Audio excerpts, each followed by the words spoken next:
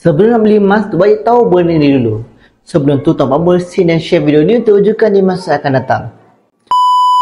Salah satu kesilapan selalu berlaku dalam kalangan penyimpan atau pelabur emas yang baru ialah salah beli jenis emas. Ramai yang beli barang kemas 916 dan dianggap sebagai satu bentuk pelaburan. Tapi sebenarnya itu kurang tepat. Barang kemas 916 dan ada kos upah yang tinggi.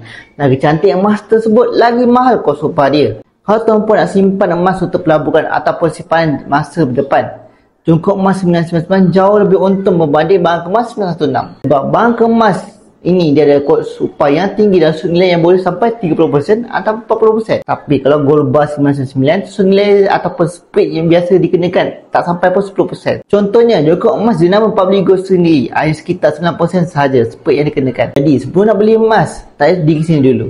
Sama ada beli emas untuk simpan jangka masa panjang atau pelaburan ataupun nak bergaya sahaja. Kalau tujuan tuan puan nak simpan emas untuk jangka masa panjang, sebaiknya pilih jongkok emas 999. Pilih ikut tujuan dan jangan beli ikut trend. Belilah emas dengan berilmu. Bagi tuan-puan yang nak mula menabung dalam e-commerce Get Public Gold, boleh klik link di bawah saya bantu sebaiknya. Teruskan follow saya dapat apa tentang ilmu emas dan kewangan. Semoga manfaat. See ya.